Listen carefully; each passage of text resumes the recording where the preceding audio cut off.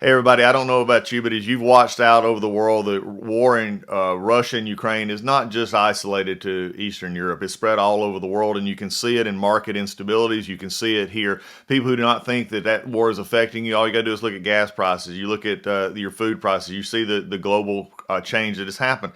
But you know something that's also affected investments as well. And I've said all along, legacy precious metals is your navigator. They're the ones that see you through to get to the next level. The good news about this is even with market volatility, market instability, you've got options. And gold prices are rising as investors turn to gold. And gold presents a hedge against this inflation and that protects you against the weakening dollar, which we are seeing. Legacy Precious Metals is the only company I trust to deal with gold and silver and the other precious metals. You need this investment. You need this as part of your portfolio to keep you buffered from what we're seeing in the world, war and volatility in the market. This is where you need to be. Call Legacy Precious Metals today. Be proactive about this. Get on board with it. Call them at 866-528-1903, 866-528-1903, or you can download their free investor's guide at legacypminvestments.com. legacypminvestments.com, your navigator in a volatile world of investments. Do you want to listen to a podcast? By who?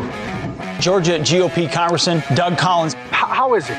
The greatest thing I have ever heard in my whole life. I could not believe my ears. In this house, wherever the rules are disregarded, chaos and mob rule. It has been said today, where is bravery? I'll tell you where bravery is found and courage is found. It's found in this minority who has lived through the last year of nothing but rules being broken, people being put down, questions not being answered, and this majority say, be damned with anything else. We're going to impeach and do whatever we want to do. Why? Because we won an election. I guarantee you, one day you'll be back in the minority and it ain't gonna be that fun. All right, everybody, great day to be here on the Doug Collins Show. We're excited to have you on the Doug Collins podcast. This is a special episode, and it's coming with a great friend of ours, Chan Gailey, former head coach at Georgia Tech, Dallas, Buffalo. Been coaching for years. This is a time when we get into the draft season. Everybody's looking at it. We got NFL draft this week. Coming up next week. And so we're giving you a preview today of what this draft is going to look like. But I wanted to do it a little bit differently. Chan and I, Coach Gailey and I have been talking a lot over the last year about football and life and how it all relates. But getting into the specifics now of the draft, I think it's going to be really interesting as we take a look at some of the mechanics behind the scenes. We always see, the grand entrance of Roger Goodell coming out and saying, and with the first pick in the draft, so-and-so. But there's a lot that goes on behind the scenes here. And I want to talk about and get into some of the specifics and how you're judging. I think, Chan, you're going to see, Chan Gailey and I've talked about this before, you're judging 20-year-olds.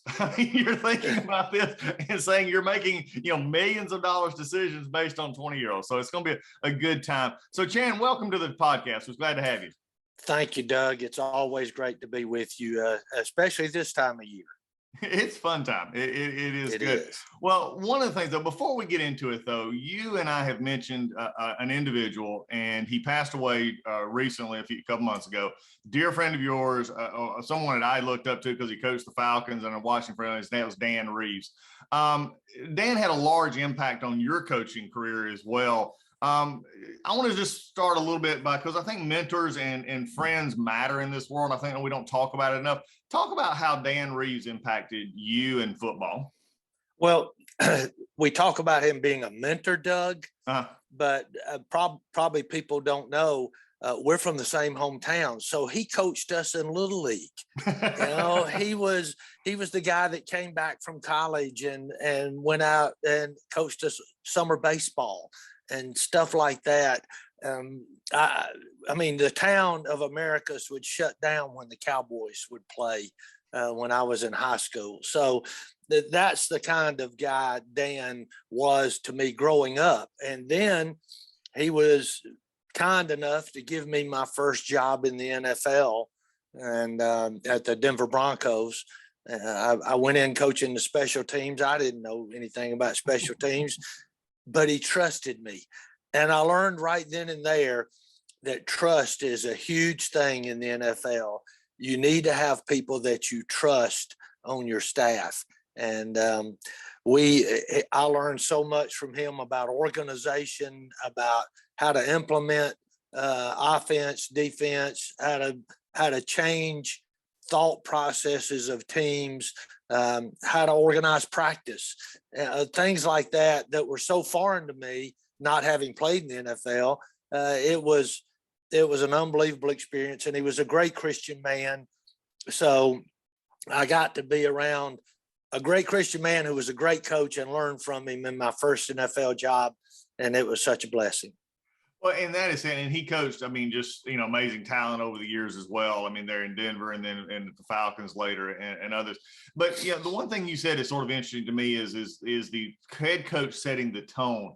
And I think this sort of sets up very well. And Dan Reeves is one that, people need. I think more coaches should look at his style and how he did things. He was never the most flashiest out front, but he got the job done. And as we come into a time like this, you talked about learning how to set up practices and other things, of the mechanics of football. But Dan also took the time, you said, to trust. Is that becoming is that one of the issues that we're seeing now, Coach, with teams and NFLs where your owners, the interplay between coaches, coaching staff, owners is not what it used to be, where you had that central dominant sort of head coach figure? Well, unfortunately, coaching right now is no different than society. It's a me society. What's in it for me, what's good for me. So everybody's trying to protect their entity. And you have, from when I started in the mid 80s to now, I see a bigger disparity between the trust level between front office and coaching staff, and ownership and front office and coaching staff. It's just become more divided rather than becoming more together. And really, right now, the people that have the most patience are the Steelers. And through the years, it's proven out. They've got patience, they've got trust, they find the guy they believe in, and they go with him, and they don't bail at the first sign of adversity. And so it was fun to be a part of their organization for the 4 years I was there, but and to see them, because to me they are really unique right now. Well, and speaking of that, like I said, I think all of this sort of leads into this discussion of draft and what we're going to see, because it affects so many things. It has become even more than it was. And I don't know, we're not ever going to divorce the business side of this game. Right. It's always there. It's always been there. But when you're looking at, we mentioned the Denver Broncos where you coached and others. I mean, they're on the market now for $3.5 to $4 billion. And it looks like one of the Walton brothers is looking at buying the team. Does that kind of and I think that's a sort of self-rhetorical question, but I want to expand on it a little bit. That causes this to become more of a commodity item business than it does what you talked about with the Steelers, who've had long-term ownership with the Rooney's and others for years. That is now, when you're making that kind of a purchase, you're looking for a return on that investment. Oh, very much so. And they're just trying to make sure that the brand, the owners want to make sure that the brand continues to grow. That's why you see them trying to stretch internationally so much. They want the brand to grow. And if the brand grows, then their investment grows. And so that's the issue we have there. They're some of them are interested in the bottom line. Some of them kind of don't care about the bottom line. As far as I'm talking about dollar bottom line, right. Some of them, they're in it for to see it grow over time, and then they'll sell it somewhere down the line. But some of them, it's they're trying to keep their head above water. The Cincinnati's, it's a small, it's a small run corporation basically. And so they're looking at the bottom line every year. Well, and I think this is one of the things that is interesting, is the disparities of brands and sizes. Of course, Cincinnati made it to the Super Bowl this year, and looking at that, the question that comes in that as we look toward the draft, because this is becoming more and more important, and I'd love to hear from a head coach perspective. Your owner head coach relationship, general manager head coach relationship is important. Recently there was an article, and I think it speaks to this idea that there are some owners that frankly you're not sure sort of the position they're in. You know, is it a prestige issue? Is it an investment issue? And there was an article recently talking about another premier football team that has just went downhill in the last few years is the Washington, what we knew as the Redskins, the Commanders, whatever they are now. But the environment of Dan Snyder. And it's sort of interesting now, how many reporters are now reporting on the owners almost as much as they report on the coaches and the team. Yeah, and that's what happens. It's the old saying, Doug, follow the money. We've heard that in politics, and you hear that in every line, of business, but you follow the money. And people in our society today, if you are successful, if you are profitable, they want to find, nobody fights to get up to the top guy as much anymore as they want to bring the top guy down to their own level. We're trying to tear down the top people rather than everybody fighting to get up to the top. And so all those guys that are at the top, there's only 32 owners in the world of NFL teams. So there's going to be people that are looking to try to bring them down and try to figure out ways to get at them and discredit them and figure out ways to make them out like Joe Blow. Exactly. Well, can you, just as you were talking about that, I could just imagine, because you've become familiar with some of the owners. To me, putting all 32 owners or owners representative, if you would, in a room, I'm not sure they can hold the egos in that room. Yeah. Well, and that's why whatever we play Goodell, it's worth it, because to hold that 32 people together and to create some kind of consensus in a room like that with those very strong, very successful people is a difficult thing. And it's tough. It's tough. And you met as a head coach, the head coach, GM, and owner met in a meeting once a year, every year in March. You all sat in one big room and you had a big meeting about the state of the union of the NFL.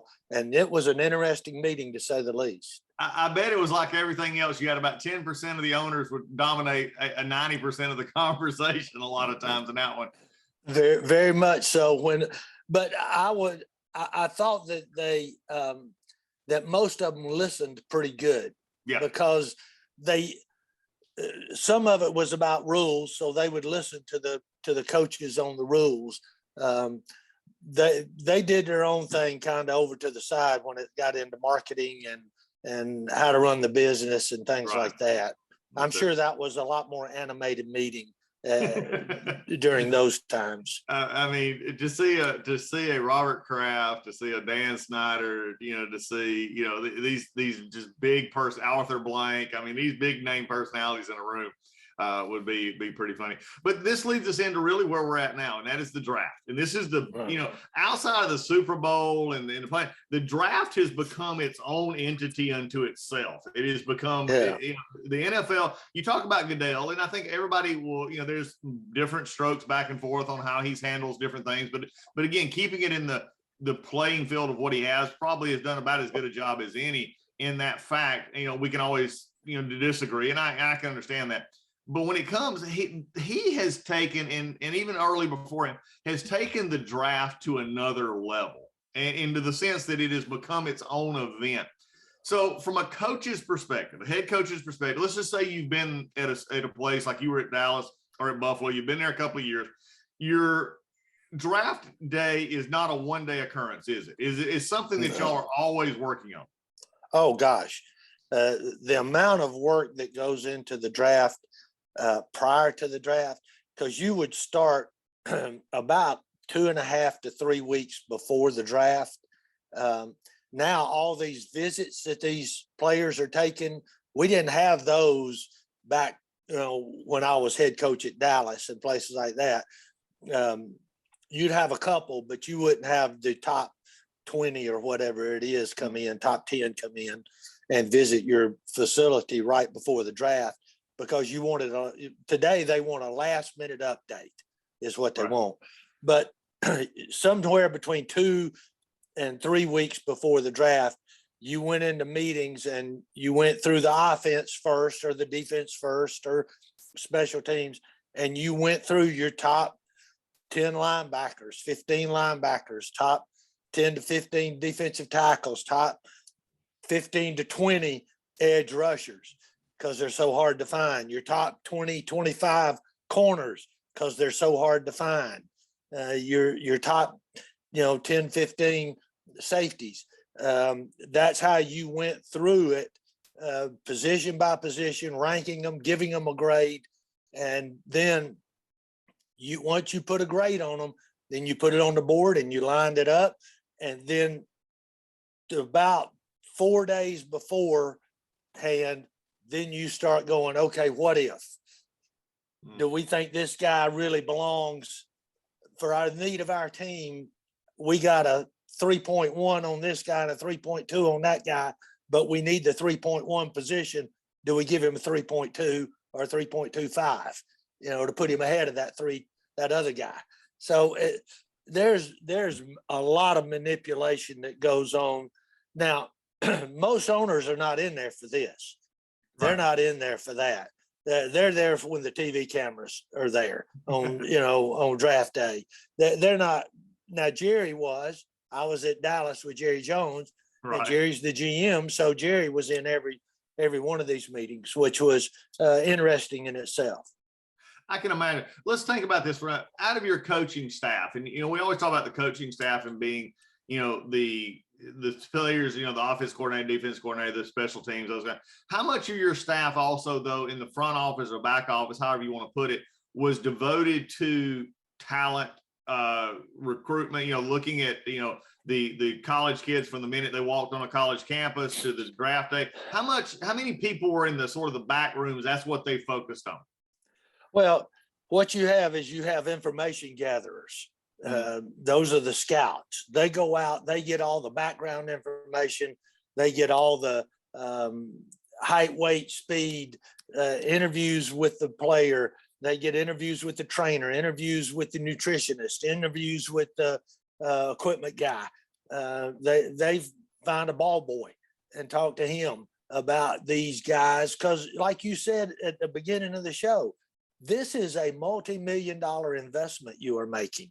So you're trying to find out every bit of information that you can possibly find out to see if this guy is going to be what you need to invest your money in. And can he handle it?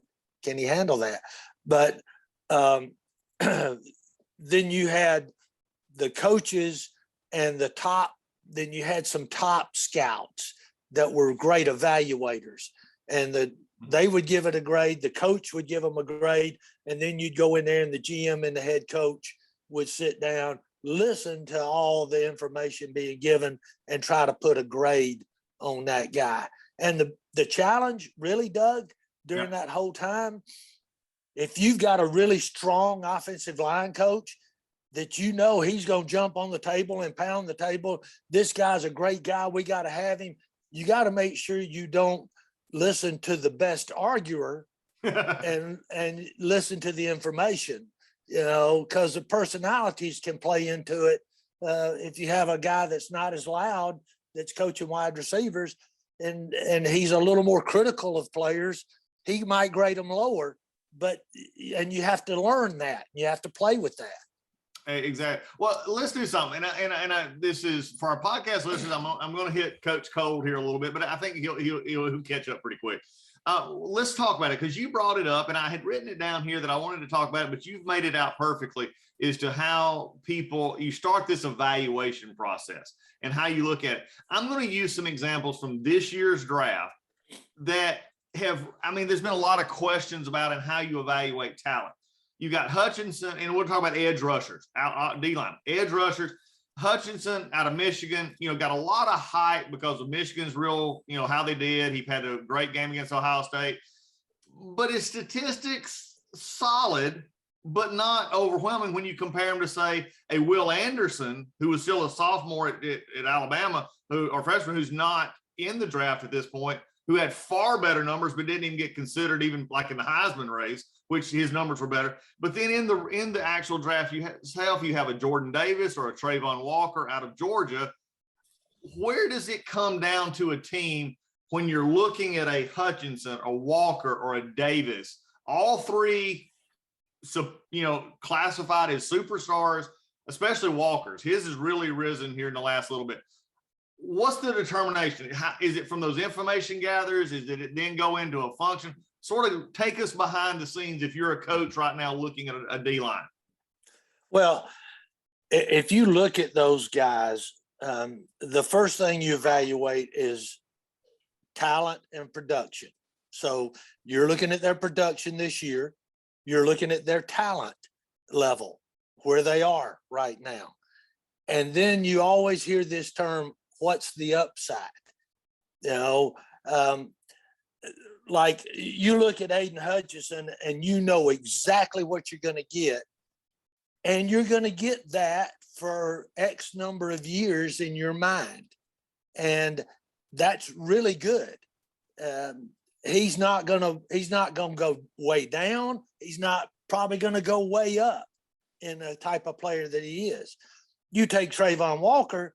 Now his upside is pretty good because of the potential that he has as he continues to grow and gain experience, because Hutchinson was a senior and all that. So those kind of things start to play into it, and you're saying, okay, are you trying? And that this comes down to the drafter, the person that makes the decision. Are you drafting for the home run? Are you drafting for the guy that's going to hit you 45 doubles and hit for high average? Are you looking for the home run hitter that may strike out and you may be left holding the bag? But I found through the years, you don't have to hit the home run with a first round draft pick, but you can't have a bust. Right. And I've been around both. I've been around the home run and I've been around the bust. And the bust kills your football team. It does. Well, and the importance of the draft, I think you mentioned there about the production. At a certain point in time, let's just say that you're looking, and because I think you could probably make a case that Walker has a great upside, Hutchinson has a great midterm, but they both have probably long-term value if they come in, and again, it's big if. Yeah. Still talking about 20-year-olds, if they come in and perform. What's the determining factor after production and after? Is this where it gets into how they met with their teammates, how they worked on? Is this where you start getting into the intangibles? We talk about maturity level. That's the term that's used a lot, maturity level. And that encompasses everything that you just said. It's, do we think this guy's going to be able to manage money? Do we think this guy's going to be able to handle the press because he's going to be a top round draft choice? Can he stand up there and vocalize? Was he a leader on his team, or was he, one of the followers? So are we going to invest a first round draft choice on a guy that may not be a leader at all for us on our football team? So those kind of things, the maturity level is the next big thing that you talk about. Okay, let's take this out. We've talked defensive line, O-line, you got your defensive back. With that maturity level, and I hate this term because but I hear it used a lot when you get into quarterbacks. They talk about, and I'm sure you probably give it to other players as well, the IQ or the intelligence test, whatever that test is, you hear that all the players use. Yeah. Is that maturity level heightened at, say, a quarterback position as opposed to a line, or even if they were both number one picks in the draft? No, maturity level encompasses all of that, and the mental part as well. But in today's game, if a quarterback has a low test score, you better that needs to open your eyes a little bit. not saying anything about any other position, but the quarterback has so much on his plate in the NFL that if he can't figure things out, if he's not smart enough, he is really going to struggle in the NFL. And so that takes on a bigger part of it at quarterback than it does at the other positions. And I think most people would understand it. With the looking at the draft day, one of the things is, and you being in, you're out now, of course, but there are certain teams that you always have had the feeling that they draft well. Okay. And it just seems over time they draft well. You have certain teams, and I'm It's 9 o'clock. In my job, it is a understanding, that I look at it from just my perspective. Atlanta has been a team that is never drafted well. I mean, granted, they've gotten some good ones, don't get me wrong, but over time, I think people look at it. You look, James is my producer here for the podcast, and we love talking football. James is Minnesota. Minnesota, frankly, is one that has had a lot of issues, it seems like, in the draft. San Diego, there's other. What makes, from your perspective, what makes a good draft team? Like, I would say a Pittsburgh is a good draft team. I think you get some other teams that are out there that are better at the draft. New England in the free agency and draft market, I think, is excellent. What is the determinant? Is it an owner-coach relationship? Is it a continuity issue? Or is it just, the jinx of that team, so to speak? Well, I think the jinx of the team can go out the door because there are a lot of people in decision-making positions in football, just like they are in every other business, that are not very good decision makers. They're not very good evaluators. They see the small picture, but they don't see the big picture. And that was the thing I thought when I was at Pittsburgh, that they saw the big picture. They understood the type of player that they wanted. They understood somebody that fit into the Pittsburgh mold, who they were trying to be.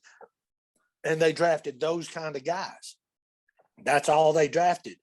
You didn't see them go out on a limb very much. You don't see them go out there for the guy that Mel Kiper says is great. They go for the guy they think is great, and they have a very good structure.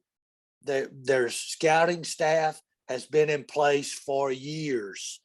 That Tom Donahoe was there for years in that organization, and the guy escapes me that's there now. He's been there for years, and they just are very solid and make good picks.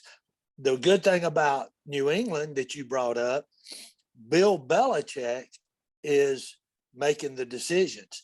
And when you have the guy that understands the needs of the football, has insight into the needs of football, and is making the decisions, and is a smart guy and very good at evaluating personnel, then that helps it, because there's no middleman. There's no middleman in there anywhere.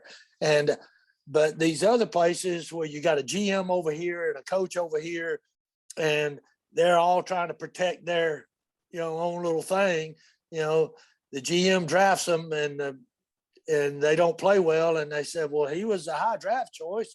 The coach should have coached him. And the coach says, well, I didn't want him. I wanted somebody else. And that's where the trust and the rift comes in football right now. Exactly. Is that why Parcells, especially later in his career, was so adamant that he wouldn't go back into coaching unless he could start? I think his words were, buy the groceries. If he was going to cook, he wanted to buy the groceries. Yeah. Well, Shanahan was the same way. Parcells was the same way. All those guys had that. Dan had it at Denver. Right. And so those days are getting fewer and further between to have that because somewhere somebody thought it was great to have 2 or 3 people doing it rather than one person doing it.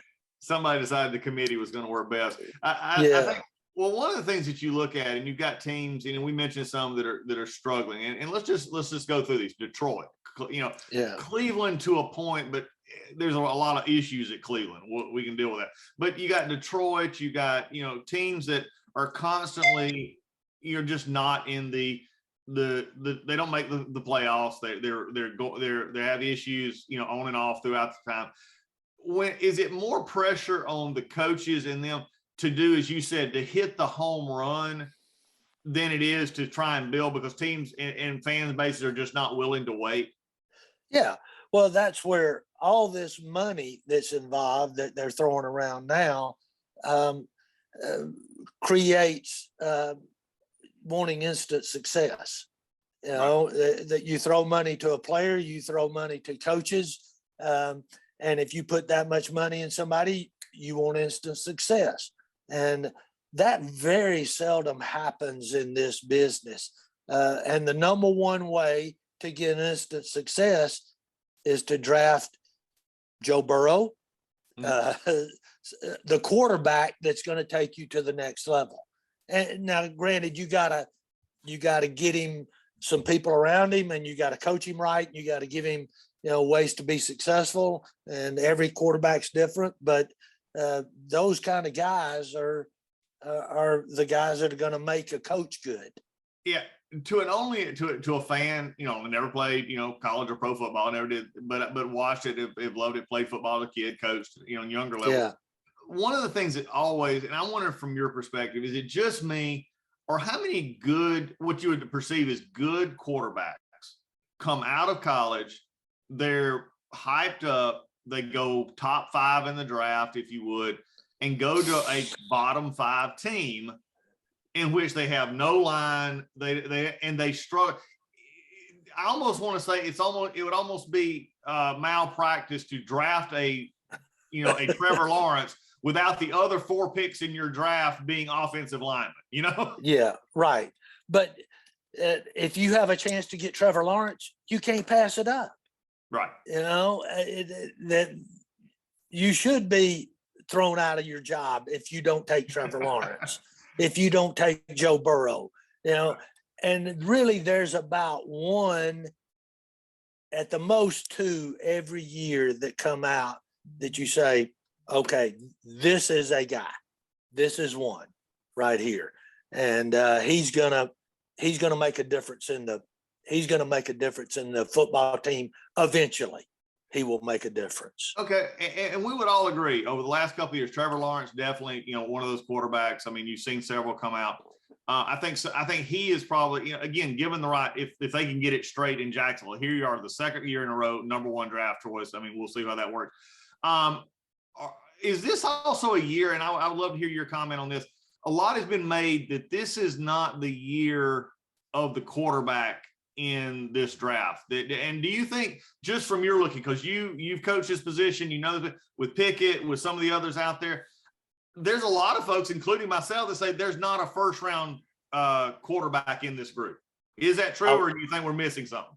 No, I think that's absolutely true. Now, there'll probably be 2 taken in the first round, maybe 3, but because you push, the position has such a need that you push that position higher on the board than you should. You give it more weight than it should for the production and the potential that the player has.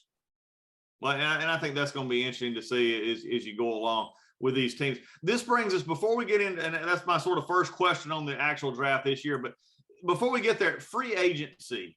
There are some teams that focus draft and free agency. There's some that tend to focus a lot on free agency. Some, tend to do draft more than anything else.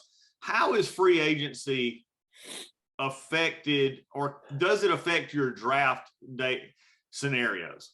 Very much so. Oh, very much so. If you can fill a hole on your football team via the free agency before you get to draft, then you tend not to push a guy higher in the draft than he should be. And so you don't, oh gosh, we're desperate for a wide receiver.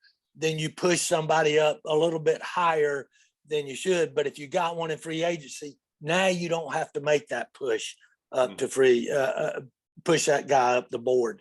And just so we don't lose train of thought because of my age, Doug. Okay. Yeah. Going back to quarterbacks for just a second. Right. Personally, I'd rather have Baker Mayfield than any of those guys that are coming out this year. Really? If I were one of those teams, I'd go get Baker Mayfield before I'd take any of these guys. Why is that? I'm interested, Coach. You got me curious. I think Baker's a pretty good football player, and I think he's been humbled a little bit. His problem has been he thinks he can make every play all the time, and it's his responsibility to go out and win the game. And I think he's probably been humbled a little bit to say, okay, maybe I don't have to be that guy. Let me just go play the football game, which he has. To me, he has a tremendous feel for the football game.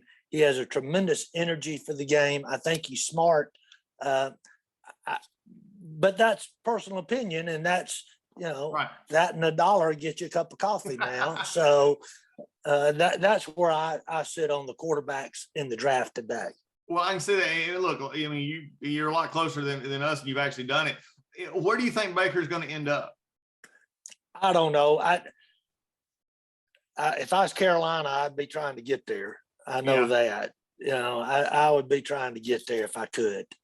Well, okay. Well, let's take one a little bit closer to home for us in the quarterback situation. I'm not sure that the Falcons. I think they have just patched it this year, hoping maybe to get to another year in the draft with a quarterback with Mariota and others. Is this so? Take a team like Atlanta who gave away or traded away their franchise quarterback. We can argue back and forth. Matt, right. He's a great man, great guy. But it was about time, probably, in Atlanta. Yeah. Where you're okay? Put yourself in Atlanta's position. You're now looking at needs of draft and free agency. You don't have. I mean, whatever you want to think about Mariota, he's an aged quarterback. He's never matured into what most thought that he would. Now, this may be the opportunity for him. Atlanta has what I call a malaise attitude a little bit. It's just like they can't seem to get over that hump. What do you do with a team like Atlanta in between free agency and draft? Do you think there's enough there to go at it, or do you just is this a true rebuilding where they're just going to pick what they want to pick? Yeah, they are in a rebuilding situation now. The thing I thought was smart is they do struggle in the offensive line, and to go get a mobile quarterback was a must. They can't get a guy that just sits back there in the pocket. They need a guy that's a mobile quarterback, and I would see them looking for some young player. I've heard the guy at Arizona is he could be on the trading block even. Murray. Kyler Murray. So if I was Atlanta, I might spend some money and some draft picks or whatever it took to at least investigate to look at that because I think while you're rebuilding, you got to choose how you're going to rebuild. Right. I know Bill Cowher, when we went in there, it was all about offensive line, defensive line, pass rushers, run defenders in the defensive line, and offensive tackles and guards. And we built it on the lines. Now they may say, okay, we're going to build defense. We're going to get a mobile quarterback and then work on our offensive line as time goes on. Whatever. I don't know how they want to do it, but you better have a plan, and you need to stick to the plan of how you're going to go about it. Do you think that happens sometimes when they get into the draft and they look at it and maybe the shiny object all of a sudden hits something that didn't happen that you expected to happen or happened that you didn't expect to happen, and all of a sudden there's a shiny object out here, a player that, oh wow, and then it sort of, they might get distracted into that plan? You shouldn't, but right. I've seen it happen many times that they get enamored with a guy, and I've seen it happen in the second and third round. A guy that's a fourth or fifth round pick gets pushed up to the second round. It happens in the first round, but you may have 2 two great defensive tackles, and all of a sudden, by the time it gets to your pick in the first round, the best guy is the top defensive tackle you had rated. Well, do you take him or do you not take him? And that's always the question. And I don't have the exact answer, but I think that you better have a plan and you better stick to it, whatever your plan is. And everybody needs to be on the same page and trust each other with that plan. Well, well, let's dive in just a little bit. We got a little bit of time left here. Let's do this. We got Jacksonville on the clock, number one again, second year in a row. What do they got to have? Everything except the quarterback. I mean, seriously, if you were Lawrence, would you be asking for a trade? No, I think that quarterbacks in general have a certain level of cockiness that they need, and they think, hey, just get us a little bit. We can go win. And you need that kind of guy that believes in himself so much that he thinks he can take the team and get to where it needs to get to, like a Joe Burrow. Right. You know, Joe, I mean, he's got some players around him.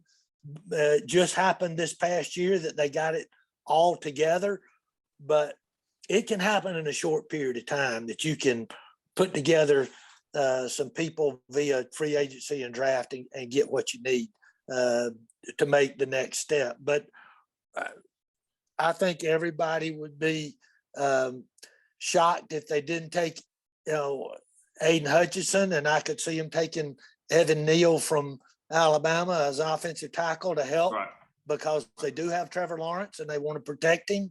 But whatever their plan is, do it. Don't just get enamored, as you said. Don't get the shiny object out there. And just because the pundits are going to say, God, what a stupid pick that was. If you don't pick the guy they think you should pick, make sure that you pick the guy you believe is going to be the best for your team. Well, always remember that late round Tom Brady pick that nobody understood. Right. The best ever. Next up, Detroit. I mean, there's an example of a quarterback who they have now. They got rid of Stafford, who everybody agrees Stafford showed it this year, in winning. I mean, Stafford was a winner from day one. Jared Goff has just been thrown around. Detroit's another, again, sort of a stumbling block, ash heap. How do you go? Again, are they like Jacksonville? And why? Well, they've had so many high round draft picks. Maybe this goes back to your conversation earlier. Detroit probably on average has been in the top 6 of draft picks more in the last 20 years than anybody else. Yeah. But yet they have a team it's a dumpster fire. Yes. Well, how many head coaches have they had through the years? How many different GMs have they had through the years? Same thing that Jacksonville tried to bring in Tom to get that thing squared away Right. down there. And I don't know what happened, but if Tom can't get it turned around and get it squared away and get everybody on the same page, it must be a bad situation down there. And I guarantee you some of it stems from the very top too. Yeah. Some of it will stem from the very top as far as decision making and picking the right people. And owners don't know football. Okay. So they listen to people in football to give them direction. And sometimes they choose the wrong people to listen to. And that's a big issue. You got to pick the right people to listen to as an owner.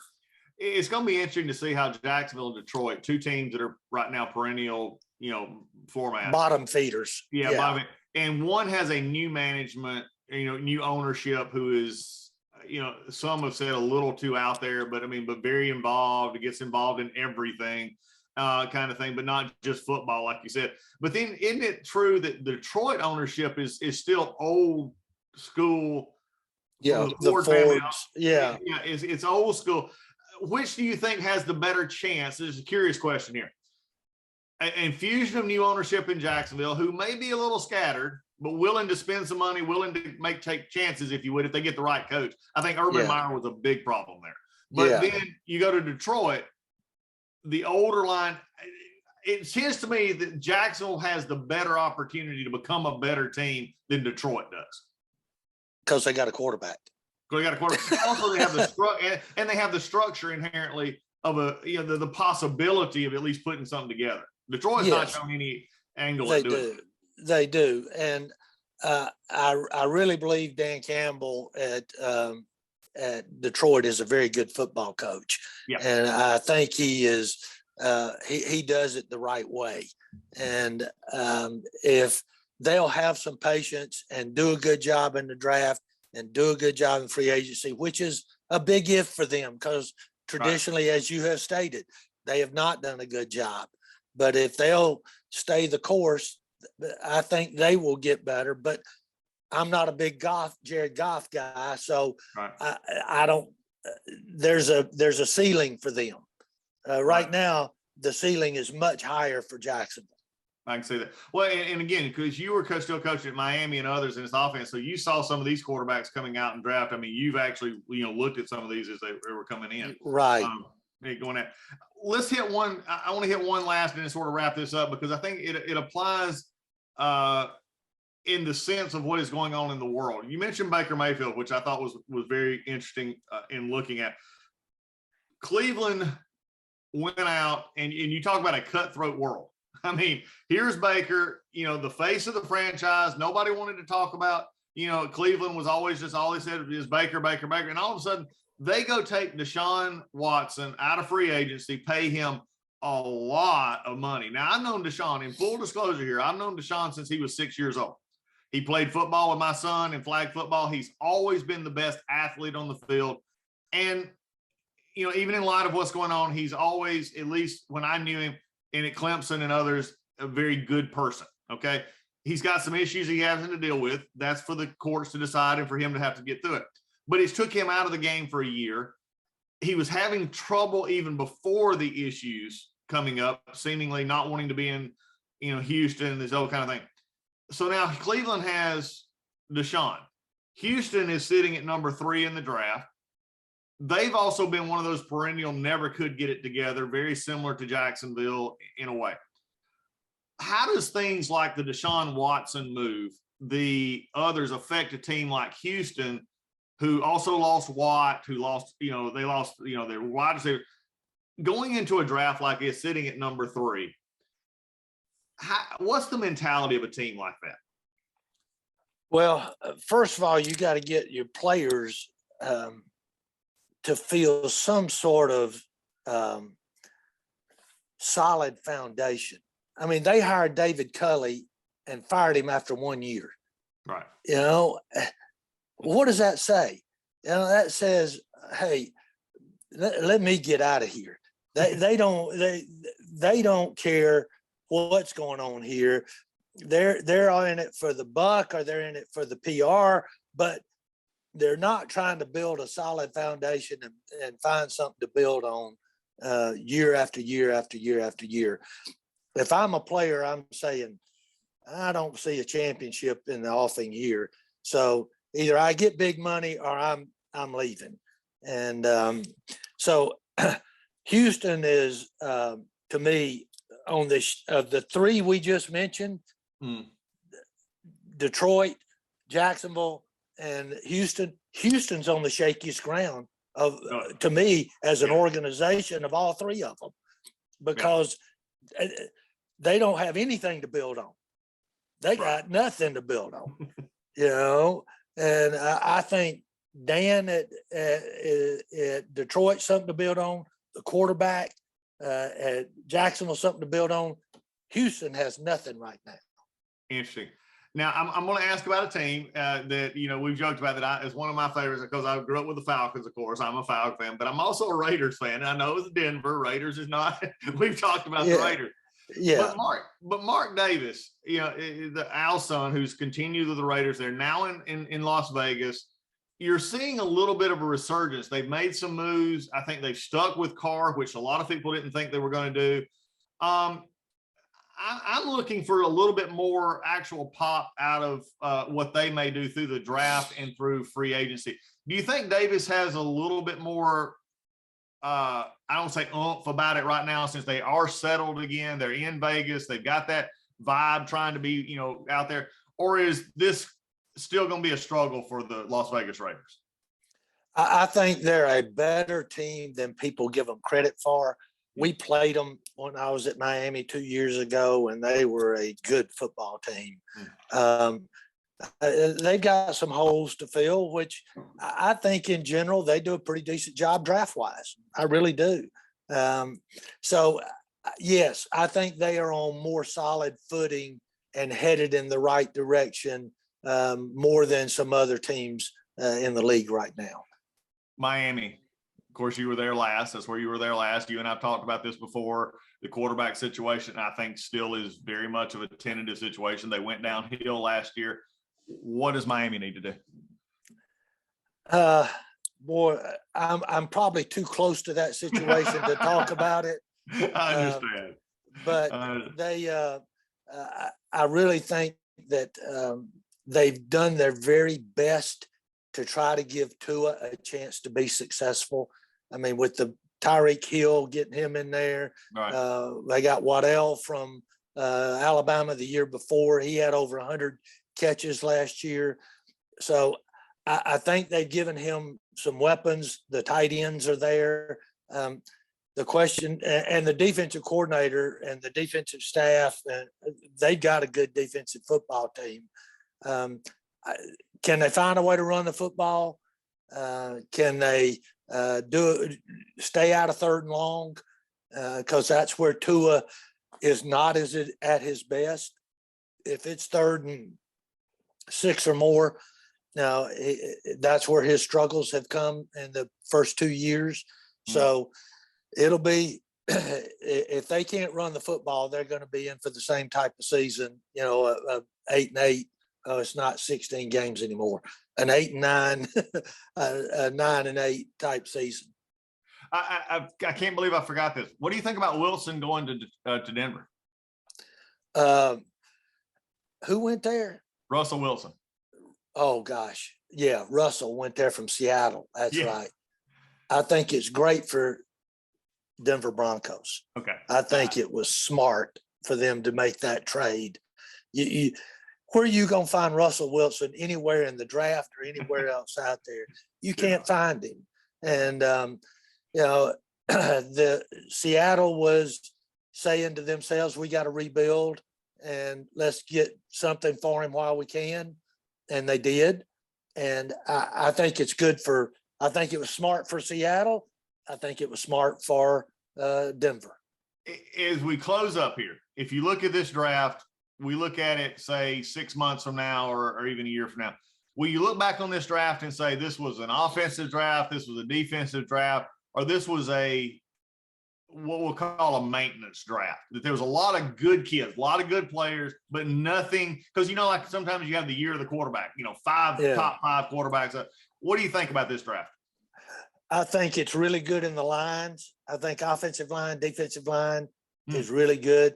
Probably, I think the kids from Iowa, one of the best centers to come out in the last few years, so I think what we'll see very little flash in 5 to 6 years, but we'll see a lot of really good football players that are still playing in the league and being productive in the offensive and defensive lines. And there's a few receivers that are out there and maybe a tight end, but nothing like we've had in the past. Right. I think the line is where this draft is, offense and defense.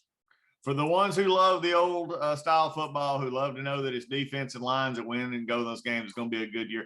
Coach Gailey, it is always a pleasure to have you around. We're going to have you more as we get again to the camps, because as you well know, the draft is just the first day of getting them there to actually see what they can do. That's exactly right, Doug. It is it. Well, go have a great day. Look forward to we'll get on the golf course soon and have a good one, and we'll talk more about this later. Coach, thanks for being a part of the podcast. Always great to be with you, Doug. Take care. Take care. Talk to you later.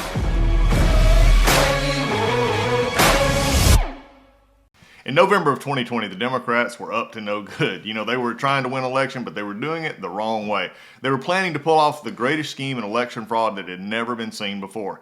They didn't think anyone would catch them, but guess what? They got caught.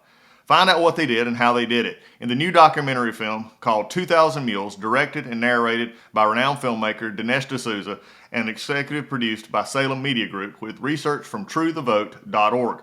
2,000 Mules tells the story of the ones who tried to hijack a presidential election. You'll see the actual video surveillance tapes. You'll see how we tracked their cell phones to box after box as they got paid to carry out this illegal scheme. Watch the movie and decide for yourself. Attend a limited release premiere of 2,000 Mules on May 2nd or May 4th. Now remember, these are the only two times it's going to be in the movie theater, so if you want to watch it with like-minded folks, these are the two dates that you need, May 2nd and May 4th. In fact, you're going to even get to see it before the exclusive premiere at Mar-a-Lago later this month, so I want you to be ready for that, but May 2nd and May 4th. Check out your local listings and get your tickets today at 2000mules.com. And that's the number 2000mules.com. You will not want to miss this. This is some groundbreaking stuff by one of the Salem faculty members, Dinesh D'Souza, and the Salem Media Group. 2000mules.com. If you want to see that in the movie theaters, it's May 2nd and May 4th. Go and get your tickets at 2000mules.com. Hey everybody, it's Doug Collins. I can't wait to tell you about a new partner here on the Doug Collins podcast, Healthy Cell. HealthyCell.com. You can go to their website. They are reimagining the way that we take vitamins. I mean, look, you don't still listen, for the most part, record players or for the vintage side. You look at for old time, you don't listen for the crispest, clearest. There's things out there that you get right now that have updated in the future. And we're still taking vitamins like we did back in the 1930s. This new technology, this new product from Healthy Cell is a microgel that takes your vitamins, puts them in a gel form. You can take it straight out of the pack. You can mix it in water or your favorite food, but it gets into your system so much quicker. 165% better absorption through this microgel technology. And believe me, the more you get in the nutrients into your body, the better you're going to be. They have a full product line. I take these medicine, these Metagel packets. They are amazing. We have been on them now for a little over a month, and I can tell the biggest difference. I've taken vitamins most of my adult life, and the way these work is just something that I don't think that you can find anywhere else. Again, it's healthycell.com. You can go /Collins or use Collins in the promo code to get a 20% discount. You don't want to miss this. Please go check out their website, healthycell.com. Microgel for these vitamins that are the best thing out there right now to keep you healthy and listening to the Doug Collins podcast. Hey everybody, I just want to talk about sleep. You know why I want to talk about sleep? It's because I just got out from underneath my MyPillow bed sheets and my pillow that I keep under my head every night, because I like to sleep on my side. I like to sleep on my back. I like to sleep, I move at night, and MyPillow is just the best thing that goes under my head. It keeps me getting restful sleep. The sheets are amazing. It's just what you need. Everybody understands you need 7 hours of sleep. Why not sleep in some of the best products out there? And Mike and the folks at MyPillow are great folks to do this with. And you can go to mypillow.com or you can call them at 800-564-8475. Use code word Collins, Collins. You won't want to miss this. If you have not got these Giza bed sheets, you need them. They're amazing. They're soft. They don't wear out. You need those to get that sleep against your body at night and provide that cooling, just soothing nature that lets you get the most sleep. But they're not just about bed sheets and pillows. They also have the My Slippers. Amazing.